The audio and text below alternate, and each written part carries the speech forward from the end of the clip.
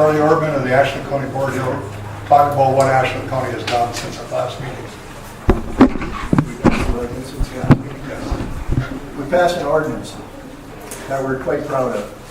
I think it's going to protect us, and outside of that, which I'm sure all of you know, we're in the process of determining whether we need another meeting just yet of the Ashland County Contract Committee meeting, or committee. Since the ordinance was passed, we've kind of set back a bit. We're taking a breather, but we're not relaxing completely. We know there's more work to do, and that's what we're going to discuss when we have our next Mining Impact Committee meeting. That's about it. The Ashland ordinance is pretty inclusive. I do know this is a copy that went out in the shopper, and it was sent out to all the residents, and they had the public hearing, so they approved it as a county board, and they had the hearing, and then they reapproved it for the second meeting. Is that correct? Okay. Anything else, John? Well, there's actually two ordinances. One was under police powers to regulate certain other things. Hey, Bob, welcome. It's just in the middle of your speech. I'm going to take my chair now. That you prepared. Yes. Welcome, Bob. Charlie was just informing us about the actions that Ashland County did in regards to their ordinance. Pretty well went through it. I don't know if you have copies you can share. I have 12 copies. Yep, the back row can hear you guys. Okay, we'll try to speak louder. Thank you. Bob, you got any statements you want to make about your ordinance? Our county administrator, legal counsel, zoning department, conservation department, and other sources put together a fairly comprehensive ordinance, cover some of the, I would call it a cargo of the legislation that we didn't get to some degree.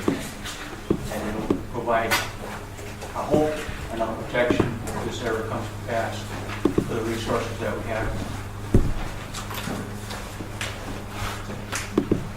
Okay.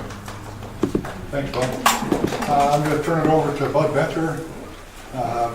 Bud is actually the town chairman of town of Anderson, and their representative isn't here. He's the vice chair of this committee. So, Bud, why don't you tell us what your committee's done?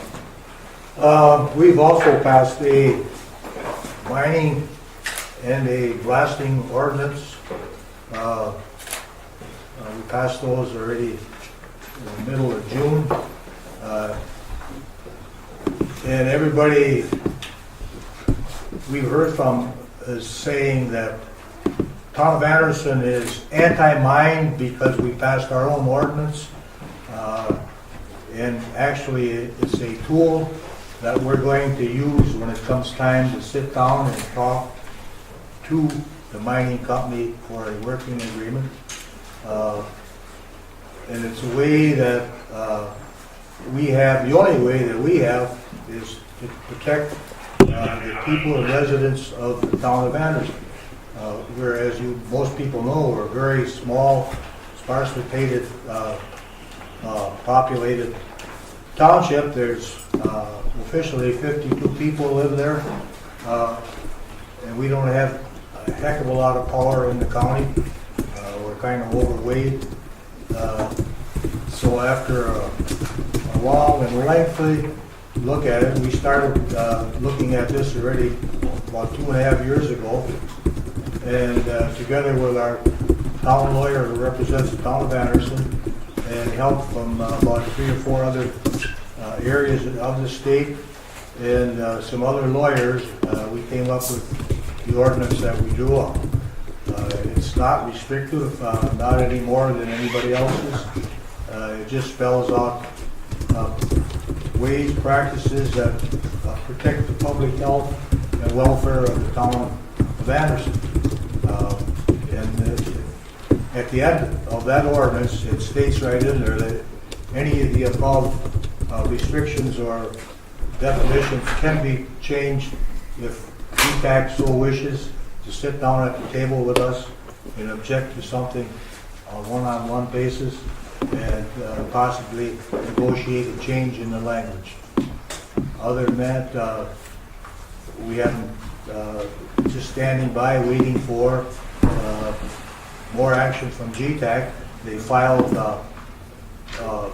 their plan for bulk sampling. We've got a copy of that. They're going to bulk sample 5 areas in the mine area. They will remove 10 ton from each area. There will be 2 staging points to load. They'll be brought down to, one of them is going to be on MM at the end of that road. The other one's going to be on Morse Road. From that point, they're going to use mining equipment to transport the 10 ton of ore out to those staging areas where they will be loaded into highway trucks to be taken. They haven't designated where it's going, but to some place where they can sort it out and see what's in it. And along with that, the state DNR has rejected that because it wasn't complete. They have 10 or 11 objections by the DNR that they have to rewrite and explain in more detail what their plans are and their bulk sampling. And at the same time, the same day, they filed a letter of intent with the state, which means that they're stating in that letter of intent that they will apply for a mining permit with a minimum of 12-month period. And at the same time, they're saying in the other application that the bulk sampling would take place between June of 2013 and hopefully be finished by November of 2014, which would amount to about a year and a half, but now it's been pushed ahead again because they have to rewrite the application. So just for the 2 applications alone, it would be possibly 3 years before they would be approved. And we haven't heard anything of the process or the progress on the option for leasing the 3,300 acres from the county. That's all been quiet on the western front. We haven't heard anything. If we're progressing any further, I was at a meeting where it was kind of designated that the DNR states that when you withdraw from managed forest crop, in this case, it will not be approved until they approve all the permits at one time. So that's all up in the air. We don't know what's happening there either. Other than that, and we've had a few complaints about the armed guards on the Moore Park Road, which is a town road. These people have no authority to control the roads. So I don't know what's going to happen there. GTAC claims they need them. So we're kind of monitoring that. Other than that, I guess that takes care of what we've been doing. Okay, thank you. Next we have Leslie Kolazar. Leslie is the chair of the Iron County Impact Committee. She's sitting in for Mitch Koski, who had a family commitment tonight. So I'll turn it over to Leslie. What's your committee doing, Leslie?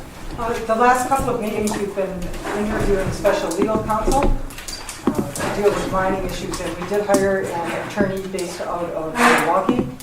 Go get the fact night was at our last meeting. They're going to come to our meetings every month, let us know what's going on there. Our zoning draft ordinance went back to committee. There was a public hearing on July 1st. I'm not sure that anybody was happy with it. Our special legal counsel will be working with the zoning administrator, and they think it will take several months before we have another zoning ordinance on the books. We want to make sure we get that right. I did want to let everybody know what's going on in the next few months. At our meeting on the 29th, we will have a representative from the Department of Revenue there to tell us about who's eligible for notice of intent payments, construction fee payments. It's going to explain first dollar payments and other revenue streams. And he's also going to talk about the structure of both local and joint impact committees, so we make sure that we're going forward with the correct procedures and numbers and communities represented. We don't have our August meeting planned yet, but Larry Lynch from the Wisconsin Department of Natural Resources will be at our meeting on the 19th of September. He's the hydrologist who is working on the project, and will basically let us know what the process is, and kind of what to expect going forward as far as permitting.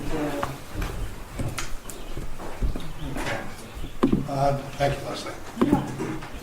Next, the town of Morse. The town of Morse is working on an ordinance also.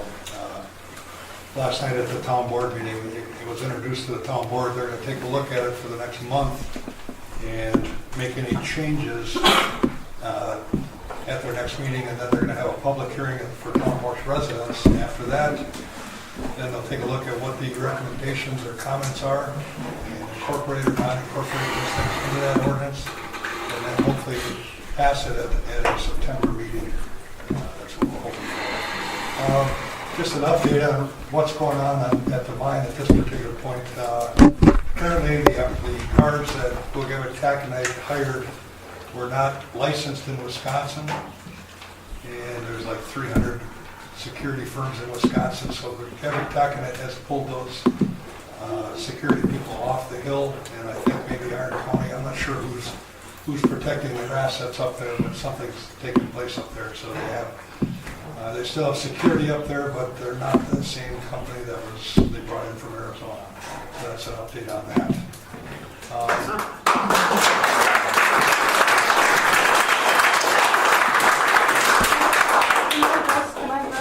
Go ahead, Lisa.